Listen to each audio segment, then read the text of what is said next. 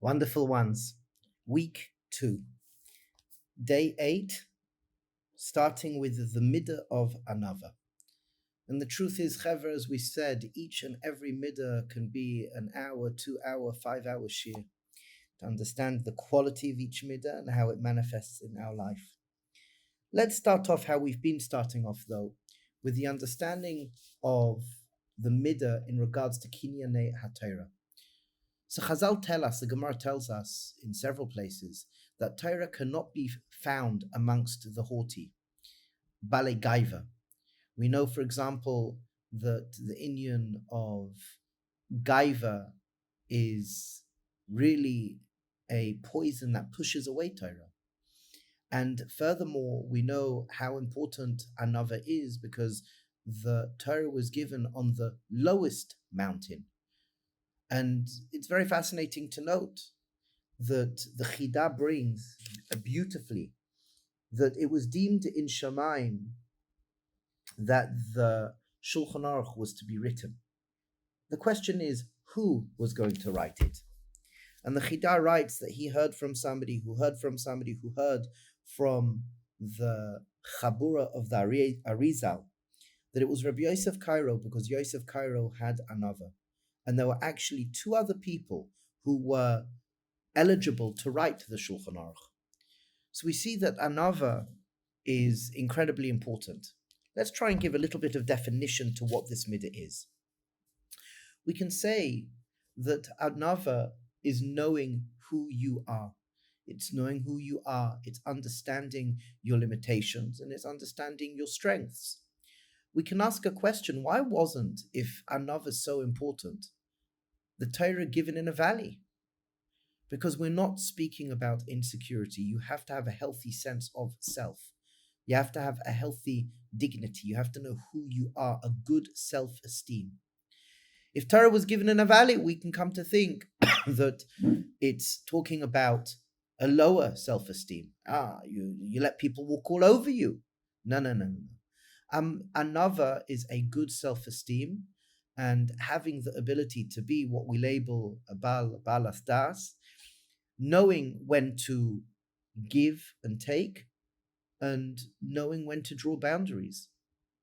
Having the ability to be mavata and to allow something to be, and having the ability to stand up strong with pride. And there's a nakuda that we can share here, that when we're speaking about gaiva is insecurity. Gaiva is insecurity. There's a beautiful saying that we actually say very often in our community. I don't know if we've mentioned this, but people who are hurting hurt. Somebody who has a good self-respect, a good dignity, they're dignified. Somebody who has anava, if somebody says something to them, they don't have to say something back because they feel strong, wholesome, and whole inside.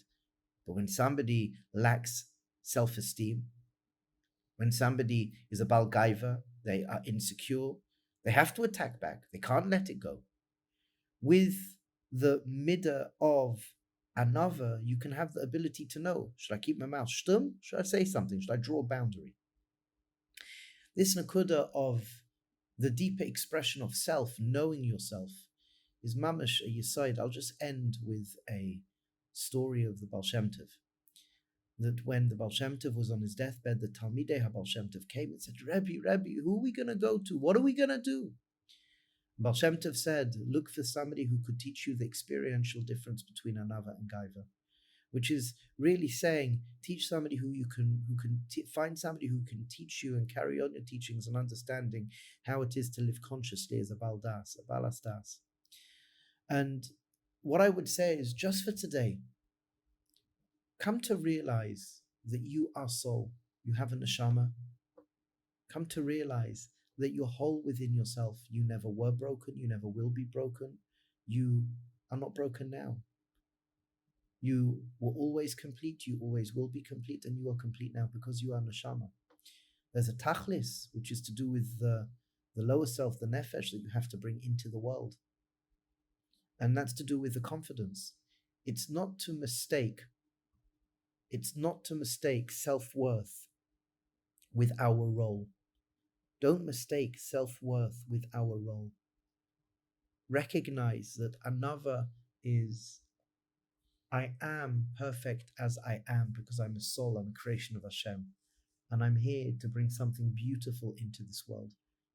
So I don't have to be knocked off kilter if something doesn't go my way. I don't have to be so controlling. I don't have to say something.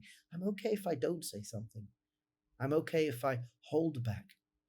So I hope that gives us something to think about.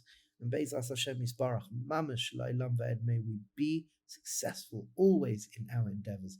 Lots of love.